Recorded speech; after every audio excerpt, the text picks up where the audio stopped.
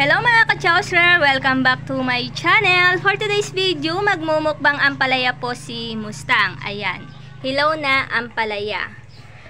Actually, 3 pieces lang to kasi first time niya kasing kakain ng ampalaya.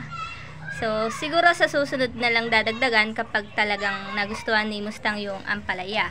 At syempre, hindi mawawala yung kanyang sawsawang sarsa. Ayan.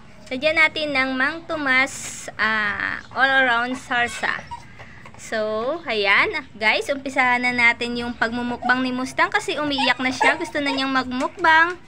And, ayan. Ilalapit na natin kay Mustang yung kanyang imumukbang.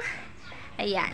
Siyempre, iabot-abot lang natin kay Mustang. Kasi, pag to binigay ko, ubos agad to kay Mustang. Ayan. Ayan. Sinalpak na agad ni Mustang yung ampalaya. Yummy! Yan, ang sarap. Mukbang ampalaya. Yan. Hilaw na ampalaya.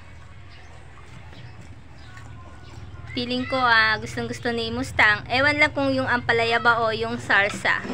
Pero si Mustang mahilig po talaga to sa gulay. Yan. Yan. Ayan. Abutin yung kamay ko. Yan. Parang kulang pala kay Mustang yung kalahating ampalaya. Ayan. Bali kalahati lang kasi yung ginawa ko. And trial lang kasi to.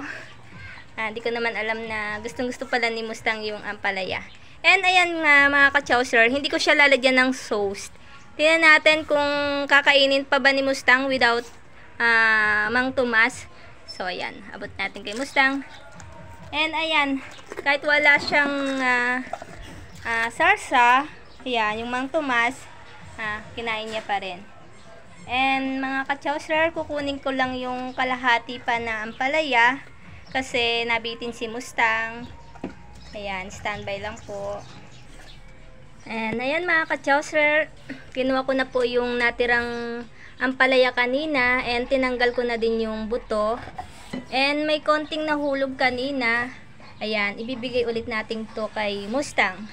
Syempre hindi ko pwedeng paabot ang gawin kasi baka makagat ako ni Mustang sa sobrang sabik niya sa ampalaya.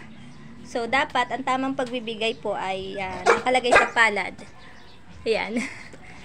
Ayan. Yummy! Sarap! Ayan.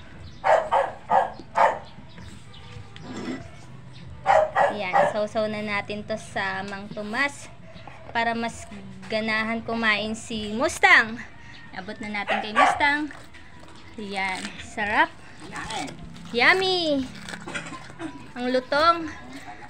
Fresh na fresh kasi itong ampalaya. And nilagay ko din siya sa rep nang lumamig siya. Ayan. Ang sarap. Yummy. Super yummy. Ayan. Super sarap sabi ni Mother. Ayan si Mother ko. Super sarap.